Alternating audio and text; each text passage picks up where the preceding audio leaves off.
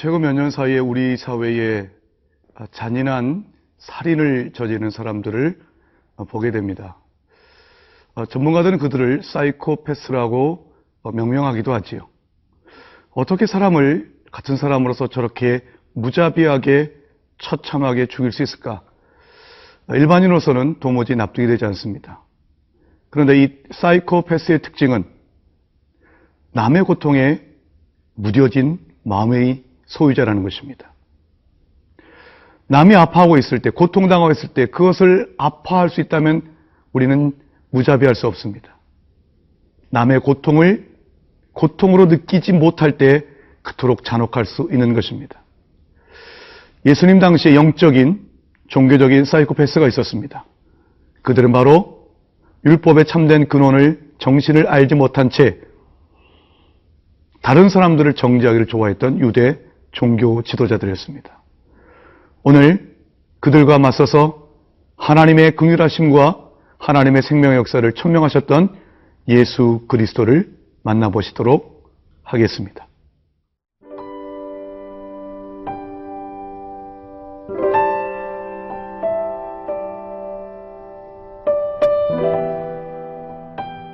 요한복음 5장 10절에서 18절 말씀입니다. 유대인들이 병 나은 사람에게 이르되 안식일인데 네가 자리를 들고 가는 것이 옳지 아니하니라. 대답하되 나를 낫게 한 그가 자리를 들고 걸어가라 하더라 하니 그들이 묻되 너에게 자리를 들고 걸어가라 한 사람이 누구냐 하되 고침을 받은 사람은 그가 누구인지 알지 못하니 이는 거기 사람이 많으므로 예수께서 이미 피하셨습니다. 그 후에 예수께서 성전에서 그 사람을 만나 이르시되 보라 내가 나았으니 더 심한 것이 생기지 않게 다시는 죄를 범하지 말라 하시니 그 사람이 유대인들에게 가서 자기를 고친 이는 예수라 하니라. 그러므로 안식일에 이러한 일을 행하신다 하여 유대인들이 예수를 박해하게 된지라. 예수께서 그들에게 이르시되 내 아버지께서 이제까지 일하시니 나도 일한다 하시매 유대인들이 이로 말미암아 더욱 예수를 죽이고자 하니 이는 안식일을 범할 뿐만 아니라 하나님을 자기의 친아버지라 하여 자기를 하나님과 동등으로 삼으심이러라.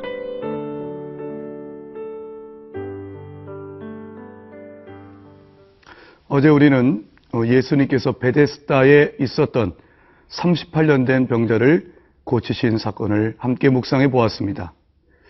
그런데 이 사건은 그 자체로 끝나지 않습니다. 38년 된 병자를 고쳤다는 소식을 유대인들이 듣게 되었습니다. 그러자 이 유대인들은 이렇게 반응을 하였습니다. 10절입니다. 유대인들이 병 나은 사람에게 이르되 안식일인데 네가 자리를 들고 가는 것이 옳지 아니하니라.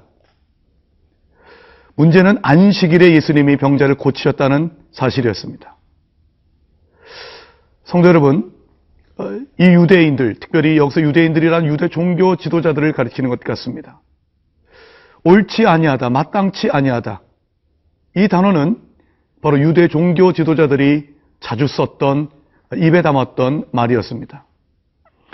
공간복음서를 보더라도 대표적으로 마가복음을 보면 예수님과 제자들이 안식일에 밀밭을 걸어가실 때 너무나도 제자들이 배가 고파서 미리삭을 잘라 먹자 바리새인들이 나타났습니다. 그러면서 말하였습니다. 안식일에 하지 말아야 할 일을 했다고. 당신들의 제자들의 일은 마땅치 아니하다라고 이야기를 합니다. 이것이 바로 그들의 특징이었습니다. 사랑이 식어져 버리고 긍휼이 없는 그저 율법주의, 형식적 율법주의는 바로 남을 정죄하는 것이었습니다. 한번 생각해 보십시오. 무려 38년 동안 병을 앓아왔던 사람이 예수님의 한 말씀으로 말미암아 병 나음을, 병 치유를 받았습니다. 얼마나 놀라운 일입니까? 함께 기뻐해 주어야 마땅할 것입니다. 그런데 그들은 안식일의 근본 정신을 알지 못한 채 이 38년 된 병자가 치유된 사실에 대해서 옳지 않도다 시시비비를 가렸습니다. 그것은 바로 생명의 역사를 거부하는 자의 모습입니다. 성경은 이들을 가리켜서 완악한 자라고 얘기합니다. 완악함이란 다른 사람의 고통은 아랑곳하지 않은 채 자신이 세운 원칙을 내세우는 사람입니다. 남의 어려움은 개의치 않고 남의 고통에 무뎌진 마음의 소유자를 완악한 자라고 일컫는 것입니다. 여기에는 하나님의 생명의 역사가 나타날 수도 없을 뿐만 아니라 하나님의 생명의 역사를 거부하는 사람들의 모습인 것입니다. 이에 반해서 예수님은 언제나 아픈 자를 공감하셨습니다. 어제 살펴봤듯이 38년 된 병자를 먼저 찾아가셔서 그들을 보고 그 고통을 아셨다라고 이야기를 하고 있습니다. 뿐만이 아니라 이 유대인들은 이렇게 12절에서 병 나은 사람에게 말해봅니다. 그들이 묻되 너에게 자리를 들고 걸어가라 한 사람이 누구냐 하되, 이것은 바로 이 38년 된 병자를 치유한 예수님을 좀 만나보고 싶고 그분을 만나서 생명의 역사를 배우려고 하는 마음이 아니라 마치 잘못된 일을 저지른 범인을 색출하려고 잡으려고 하는 듯한 질문인 것입니다. 사랑하는 여러분, 우리의 마음 가운데에 어떤 것이 있습니까? 우리 마음 가운데에 생명의 역사가 일어나기 위해서는, 우리의 삶에 하나님의 생명의 역사가 나타나기 위해서는 무엇보다 긍휼의 마음이 필요한 것입니다. 긍휼히 여기는 마음, 자비를 베푸는 마음, 우리가 바로 이 마음을 위하여 기도하며 바라야 할 것입니다. 오늘 본문 14절은 바로 예수님께서 그 후에 이 병고침을 받은 자와 만나서 있었던 일을 보여주고 있습니다. 14절 이렇게 얘기를 합니다. 그 후에 예수께서 성전에서 그 사람을 만나 이르시되 보라 내가 나았으니 더 심한 것이 생기지 않게 다시는 죄를 범하지 말라 말씀하셨습니다. 이 말씀은 바로 38년 된 병자가 죄를 많이 졌기 때문에 병을 얻게 되었다라고 반드시 해석할 필요는 없습니다. 물론 죄를 지은 대가로 병을 주시기도 합니다. 그러나 모든 병의 그 이유가 그 사람이 범한 죄는 아닌 것입니다. 오히려 요한복음 9장을 보면 날 때부터 소경인 자에 대해서 예수님은 이렇게 말씀하시죠. 이 사람의 죄도 아니고 이 부모의 죄도 아니고 하나님이 하시는 일을 나타나게 하기 위함이다. 성도 여러분, 늘 주님은 우리의 삶 가운데에 하나님의 하시는 일을 위해서 우리의 모든 것들을 허락하시고 치유해 주셨습니다. 우리가 나음을 얻는 것도 하나님의 영광을 위한 것입니다. 바로 이것을 위해 살아가는 우리 모두가 될 수 있기를 축원합니다.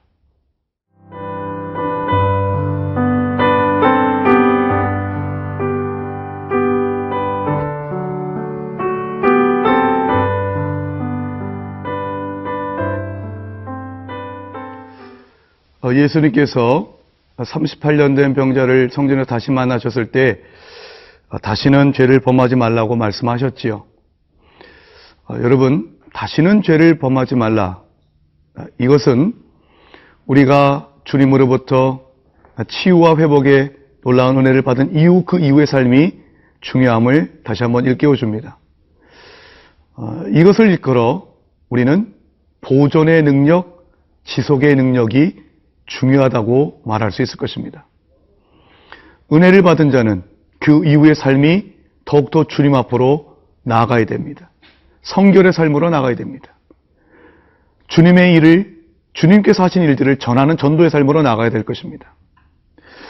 요한복음 8장을 보면 우리가 잘 알고 있는 가늠하다 현장에서 잡힌 여인의 이야기가 있죠. 모든 사람들은 현장에서 잡힌 그 여인을 정죄했습니다. 그 여인을 예수님께로 끌고 왔을 때에 예수님께서는 너희 가운데에 죄 없는 자가 먼저 치라 하셨습니다. 그러자 사람들이 돌을 내놓고 다 사라졌습니다. 그때 예수님이 여자에게 이렇게 물으셨습니다. 예수께서 일어나서 여자 외에 아무도 없는 곳을 보시고 이르시되 여자여 너를 고발하던 그들이 어디 있느냐? 너를 정죄한 자가 없느냐? 생명의 역사를 거부하는 자들의 특징은 정죄입니다. 그래서 이들도 정죄하였습니다. 이 정죄의 역사에 맞선 것이 바로 예수님의 긍휼과 생명의 역사였습니다. 예수님의 이 질문에 이 여자가 대답합니다. 주여 없나이다. 나도 너를 정죄하지 않으니 가서 다시는 죄를 범하지 말라. 가서 다시는 죄를 범하지 말라는 말씀을 예수님은 요한복음에서 2차례 하시는데 바로 이 38년 된 병자와 가늠하다 현장에서 붙잡힌 여인 두 사람에게서입니다. 두 사람 모두 다른 사람도 정죄받았던 사람입니다. 그러나 주님은 그들을 정죄하지 않으셨고 치유와 회복의 역사를 일으키셨습니다. 그러나 거기에 그치지 않고 은혜 받은 자의 마땅한 삶은 주님의 능력에 힘입어 다시는 죄를 범하지 않는 삶입니다. 물론 우리가 주님 오실 때까지 이 생명이 닿을 때까지 다시는 단 한 번도 죄를 지우지 않을 수는 없을 것입니다.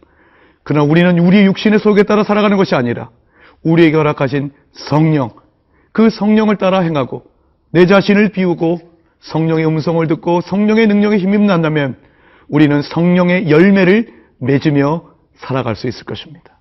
이 귀한 축복이 여러분 가운데 있길 원합니다. 이 38년 된 병자가 자기를 고쳐준 사람이 예수라는 걸 알게 됩니다. 그래서 유대인들에게 이것을 알리죠. 그러자 16절을 보니 유대인들이 예수님을 박해하게 되었습니다. 왜냐하면 안식일에 병을 치유했기 때문입니다. 이 사실을 들으시고 예수님은 이렇게 말씀하십니다. 17절입니다.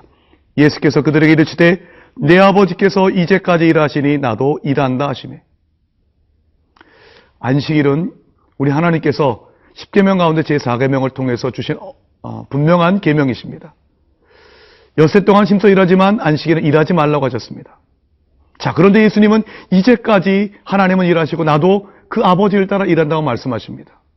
어떻게 보면 10계명을 주셨던 구약의 하나님과 정반대되는 말씀인 것 같습니다. 안식일에 일하지 말라? 오히려 이제까지 안식일에도 일하시는 예수님. 그러나 이것은 사실 같은 의미입니다. 왜 하나님께서 안식일에 일하지 말라고 하셨을까요? 그것은 바로 치유와 회복을 위해서였습니다. 생각해 보십시오. 단 하루도 쉬지 않고 일주일 내내 일한다면, 1년 365일 일만 한다면 어찌 우리의 몸과 마음이 건강할 수 있겠습니까? 우리 하나님은 치유와 회복을 위해서, 우리의 심신의 건강을 위해서 안식일을 지키라 말씀하셨던 것이지요. 그렇다면 안식일의 근본 정신은 치유와 회복의 생명의 역사인 것입니다. 바로 그 일을 예수님이 하시지 않으셨습니까? 38년 된 병자 단 한순간도 한 시간도 안식이라고는 잊지 않았던 이 병자를 치유하셨던 분이 바로 예수님이셨습니다. 그렇기 때문에 예수님은 안식일의 가장 정신에 충실하셨던 분이었던 것이었습니다. 생명의 역사, 이것이야말로 안식일에 우리가 행해야 되는 것입니다. 아버지께서 일하시는 것도 그 생명의 역사요, 아들의 일도 역시 생명의 역사인 것입니다. 마지막으로 우리는 예수님께서 아버지를 향해서 불렀던 호칭을 주목할 필요가 있습니다. 17절, 내 아버지께서. 예수님은 하나님 아버지를 내 아버지라 말씀하셨습니다. 이것은 예수님과 하나님 아버지와의 친밀성을 얘기합니다. 구약에도 보면 많은 시편 기자들이 하나님을 나의 하나님으로 부릅니다. 바울도 로마서 16장 25절 등에서 자신이 받은 적금 예수 그리스도에 관한 복음을 나의 복음이라고 이야기하였습니다. 성도 여러분, 하나님이 나의 아버지이십니까? 여러분이 정하는 복음이 정말로 나의 복음이라고 말할 수 있습니까? 이것은 내가 영광이 되고 내가 주인이 되는 것이 아니라 하나님을 그만큼 사랑하고 복음을 그만큼 사랑한다는 뜻입니다. 이 아름다운 아버지를 향한 사랑, 그 주님에 대한 사랑이 여러분 가운데 늘 함께 하시길 축복합니다. 기도하시겠습니다. 사랑하는 주님, 안식일의 근본 뜻이 생명의 셈을 깨닫게 하여 주시니 감사합니다. 오늘도 생명의 역사를 위해서 일하시는 아버지를 따라 나도 생명의 역사를 일구며 살게 하여 주옵소서. 예수님의 이름으로 기도드리옵나이다. 아멘.